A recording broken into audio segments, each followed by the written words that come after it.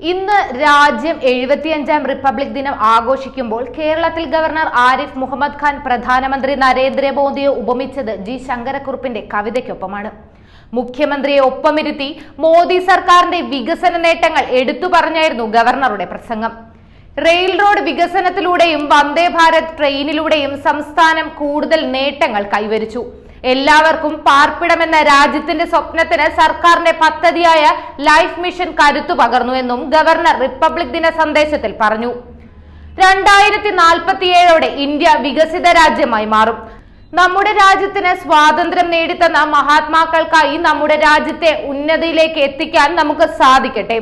വസുദൈവ കുടുംബകമാണ് പ്രധാനമന്ത്രി നരേന്ദ്രമോദിയുടെ ലക്ഷ്യമെന്നും അദ്ദേഹം കൂട്ടിച്ചേർത്തു. ജി ശങ്കരക്കുറുപ്പിന്റെ കവിതയിൽ നിന്നും ഏതാനും വരികൾ വായിച്ച ഗവർണർ കവിതയുടെ സ്വപ്നമാണിപ്പോൾ കേന്ദ്ര സർക്കാർ സഫലമാക്കുന്നതെന്നും വ്യക്തമാക്കി.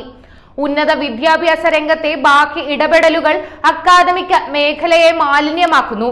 ബാഹ്യ ഇടപെടലുകൾ ഇല്ലാതെ സ്വതന്ത്ര വിദ്യാഭ്യാസ സ്ഥാപനമാണ് കേരളത്തിന് ആവശ്യമെന്നും അദ്ദേഹം ഊന്നി പറഞ്ഞു. കേരളം ആരോഗ്യപരമായ ജനാധിപത്യത്തെ പ്രോത്സാഹിപ്പിക്കുമെന്നും ഗവർണർ പറഞ്ഞു. കഴിഞ്ഞ ദിവസം കേന്ദ്ര സർക്കാരിനെതിരായ സംസ്ഥാന സർക്കാരിന്റെ ആരോപണങ്ങൾ നിയമസഭയിൽ വായിക്കാതെ ഗവർണർ ഒഴിവാക്കിയിരുന്നു.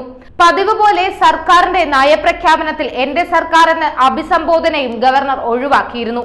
എന്തു വന്നാലും തന്റെ നിലപാടുകൾ മാറ്റിപ്പിടിക്കില്ലെന്ന് കടുത്ത തീരുമാനത്തിലാണ് ഗവർണർ ആരിഫ് മുഹമ്മദ് ഖാൻ. കൂടുതൽ വാർത്തകൾ അറിയുവാനായി ഈ ചാനൽ സബ്സ്ക്രൈബ് ചെയ്ത് ഫോളോ ചെയ്യുക.